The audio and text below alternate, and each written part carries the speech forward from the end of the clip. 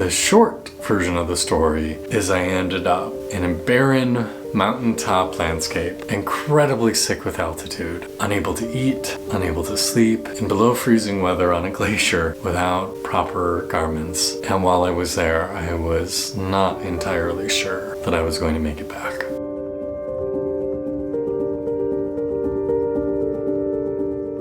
I have been through a really interesting, great, profound ordeal, transformation, happening, not sure what we want to call it, but it quite literally feels like I am back from the dead. And more than that, I think we're shifting into a new phase of life that is a little bit different than it was before. Let's talk more about it. So hey, if we haven't met before, my name is Kay. I'm an ecstatic spiritual life coach, author of the books Journey to the Ecstatic Self and I Dreamt of Flight. And if you haven't yet, please do hit the subscribe button and the bell next to it to be alerted about upcoming videos that I post. So a couple of weeks ago, I headed down to Peru for a spiritual retreat with people who I've gone on retreat with before, who I love very much, who I think are really very gifted healers in their own right. I'll probably actually even have them on this channel at some point in an interview. But they were bringing us to meet some of their teachers, these people who live high up in the Andes Mountains, really removed from society, removed from technology and electricity even. You know, one of the people I met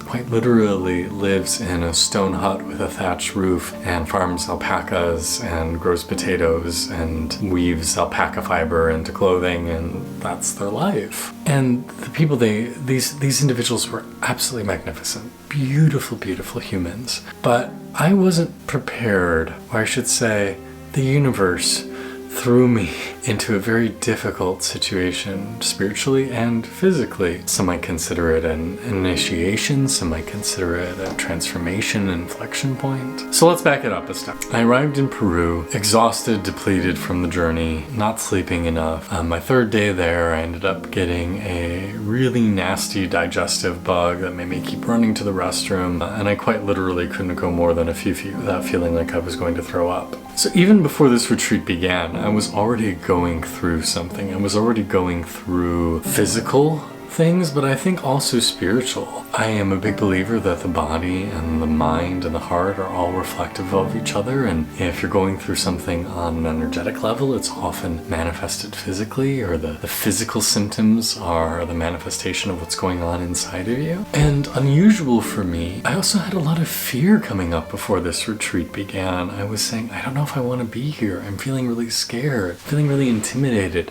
which I've gone on, at this point in my life, dozens, if not hundreds of spiritual retreats and workshops and intensives. And so that's not a usual feeling for me. It was rather atypical and noteworthy in and of itself. But then the retreat officially began. I found out that we were going to be in a much colder climate than I had been aware, and I did not bring appropriate gear. I went to go look to see if I could buy the gear down there, but it was several $100s, and it just didn't feel like, I'm sure it won't be that bad. I'm sure I'll be fine, right? Oh. Until the first night, where we're at 13,000 feet, which is very, very high, camping, my body won't stop shaking, and I realize that I'm about to go through it. I found myself saying out loud, I think I need to go home. I don't think I can do this, which for me is shocking. I just invested so much time and energy and really struggled to get here, to be a part of this. To have the thought that maybe I should just leave was very atypical. And soon thereafter, I found myself standing out in the cold with my arms at my sides in front of the full moon, weeping. I cried in a way that I have not cried in some years and some time. For I heard within me all of these voices from my youth telling me how inadequate I am. I'm not strong enough, not man enough, not powerful enough. You won't be able to do it. You see, I spent my youth feeling very ostracized from society, feeling very left out from my peer group, horribly, horribly bullied, especially by the boys, but by everyone. Being called queer, fag, sissy, being told that I wasn't good enough. And those were messages that got deeply imprinted on my psyche. And as I stood there on this mountaintop at the beginning of this healing journey, I just heard all of them coming back in a way that I hadn't experienced since I was a child. I felt my own sense of smallness in a way that I hadn't felt in a long time. And even as uncomfortable and as these feelings were, I was grateful for them, because because I've known for some time that they still exist within me. Everything we go through that we haven't consciously healed lives within our bodies. And there have been times where I could brush against that pit of sorrow, that pit of inadequacy, and feel it inside, but I couldn't access it. No matter what healers, therapists, or trainers I went to, it felt intangible, and it was just always out of reach. And many days I wouldn't even sense that it was there, but some days I'd feel it very keenly. And here I was, really tapping into it for the first time. The local healer we were with came over and did a ceremony on me with condor feathers and meteorite stones to try and help me expand my core to be more stable. And afterwards he said, "You're going to have vivid dreams. Pay attention to them because they'll have messages for you. Share them with me in the morning." And that night I did have many dreams, including meeting a version of my 5-year-old self. Not as I actually existed, but as my mind perhaps saw me. You see, when I was young, when I was 6, 7 years old, somewhere in there, I remember asking my parents, "Am I mentally handicapped?" And you haven't told me. "Am I retarded?" To use the word I probably used at that time. Because I am so disconnected from my peers. I don't see things the way they do. The things that matter to them don't matter to me. We just do not relate to each other. And the only thing that makes sense to me of why there is such dissonance is, am I impaired in some way? And you haven't let me know. My parents said no, but that question stayed with me. And as somebody who felt frail and weak and not strong or able to roughhouse like the other boys, I felt physically weak as well. So in this dream, I met this childhood version of me, somebody who had very severe cognitive limitations, a child who had very severe physical limitations where their bones were glass, that touch them would likely injure them, and they had severely injured themselves. In the dream, this version of me had pulled off his own fingers, and his hands were just ragged, bloody stumps. But he said that one of the few things in the world he loved was me, not as I am now, but my childhood. That he loved the younger me that I left behind. You see, when I went to college, I legally changed my name. I changed my identity. I so desperately wanted to escape the torture of my childhood and who I was. It's part of why I became a professional actor, is I wanted to be anyone but me. Please, just let me play a character that makes me feel good enough, that makes me feel worthy, that makes me feel loved, that makes me feel beautiful and successful. And so in this dream, this child didn't speak my name that I use now, Kaylin. Spoke the name my parents gave me when I was born, which is Christopher Francis, which I haven't gone by since I was 20 years old, 21 years old, I think was the last time people would call me that.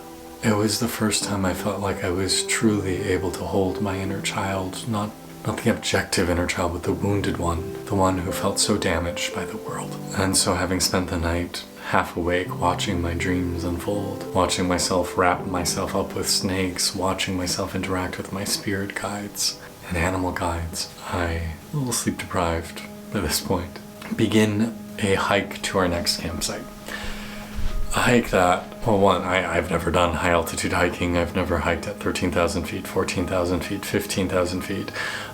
Discovered I don't handle altitude very well, but also coming from this state of depletion, of being physically ill, proved to be more than I bargained for. For the first hour and a half, I was able to keep up. By hour 2, I was slowing down. Someone had to slow down to walk beside me. And by hour 3, it didn't matter how much I rested. My body just wouldn't move. I'd try to force another step, and another step wouldn't come.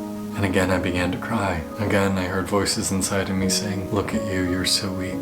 If you can't even do this, how are you going to keep the darkness within you at bay? How are you going to survive? Everyone else can do it but you. What's wrong with you? Why are you so broken?" They forced me onto a horse. I lasted for about 5 minutes before I struggled off of it, determined to walk more on my own volition, to get there on my own 2 feet. Until a few minutes later, I could barely stand. I couldn't take another step. Went back on the horse. Made it to the higher campsite. Had more hiking to do. Rode the horse for much of it. I reached a point of physical pain and spiritual pain, discomfort that I haven't had in a very long time. Certainly not in the last decade of my adult life. Everything within me hurt. Physically, spiritually. The shame I felt, the purging I felt of all these deeply held things. It was profound.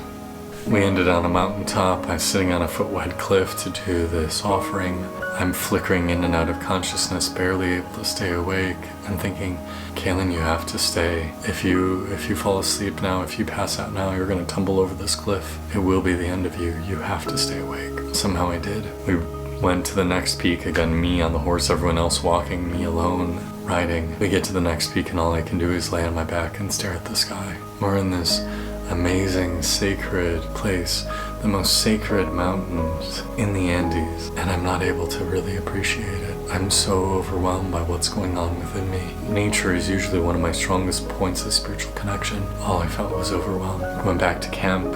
I couldn't eat. I was too sick. Went to my tent, spent 12 hours in there, but couldn't really sleep either. Just more or less stayed awake, meditating. Next morning, still couldn't eat. Went to go do some rituals, which were beautiful and holy and sacred, and I wish I could have been more attentive to them. But the pain, the discomfort was still there and growing to the point that I couldn't even sit upright anymore, that the world was spinning around me like a top. My body had turned bright red. I had never seen that happen before. I looked like a lobster, and it wasn't from sunburn, though it looked like it. The shaman came over and did 3 more healings on me, offered me some herbs to drink. Eventually it helped.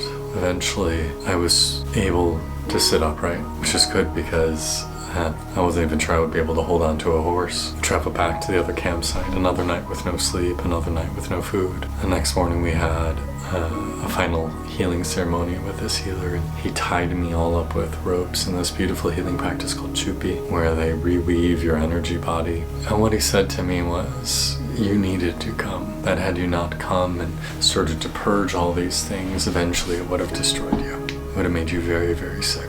And this discomfort you're going through is physical, yes, but it's also energetic, it's also a purging, and you've let a lot of it go. But what we're doing is basically shutting down your body, spirit, mind, like a computer, turning it off and back on, or a phone off and back on. We're restarting you. And so as you go back home, you're going to be weak. Your spirit's going to be weak, and it's going to take some time for you to consciously rebuild. It's going to take time for you to fully recover, but you'll be better than you were before. And I hope that's the case. I really do. I hope that the suffering I went through proves to be a transition point in my life where I feel more healed and more integrated. I will say right away I started to realize things about why I do what I do, how I act, and the choices that I've made in this life that, while I was trying to come from a very pure place, perhaps was coming from a place of selfishness, because it was coming from a place of woundedness. I saw how many choices I've made in my life have come from that feeling of inadequacy, not being good enough and needing to prove myself, and how I could choose better moving forward, how I could choose differently, if I truly do know I'm worthy, if I do know that I'm good enough. We had a rest day that I spent most of it in bed.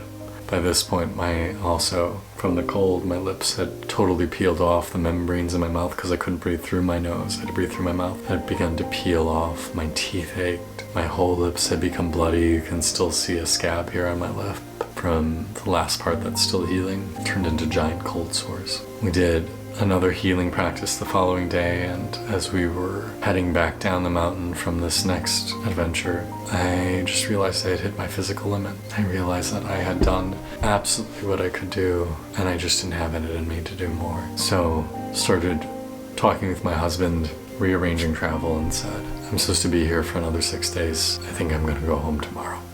It doesn't feel good to leave a retreat earlier than scheduled. It feels like you're missing out on something, missing out on part of the transformation. But sometimes you do the best you can do, and that has to be enough. I'm proud of myself for not running away at the very beginning, but I don't think I would have handled, another couple nights camping on a mountain and being up all night for an overnight ritual in the cold without the right gear. I felt like it might have destroyed me. My last day, before I flew home that evening, or started the journey home that evening, was really magical. I, again, was very much physically struggling, but somehow made it to the place we were going for a ritual. And there I had an amazing, transformative, enlightening experience. Truly one of the top 5 mystical experiences I've had in my life, at least 100% sober. And this energy, this entity I connected with said, you had to go through this purification to be ready for this. You needed to go through this before you were ready for me and what you're here to learn today. And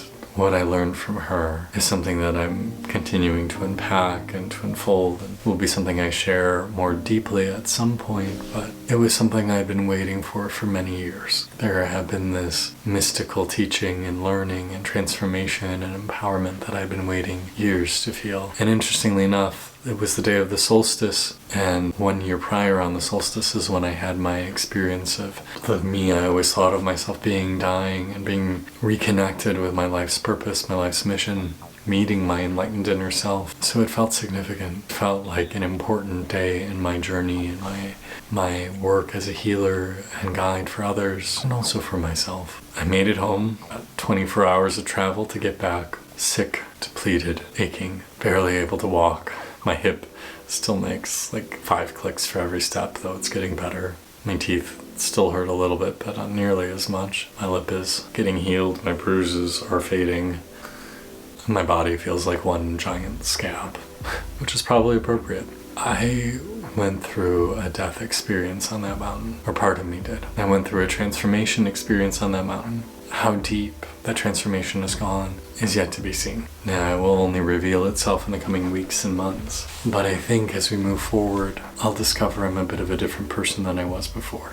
I'm already seeing that my priorities are changing, how I want to spend my energy is changing, how I want to serve people is changing. I feel like I've gotten greater clarity around those things, and I feel more aligned with my authentic, real self. A lot of times people think of spiritual growth as being a joyful, loving, heart-opening experience, and many times it is. But sometimes spiritual growth is a little bit more like somebody gouging out your innards, scraping the flesh off your bones in order to remove something you no longer need and to make space for something new to grow. I think as I reflect back on where I've been energetically the last few months, I've been going through a slow death, a slow transformation, a slow recalibration of who I am. I've been dealing with a lot of sadness, and I feel like this experience has given me permission to step into this next phase.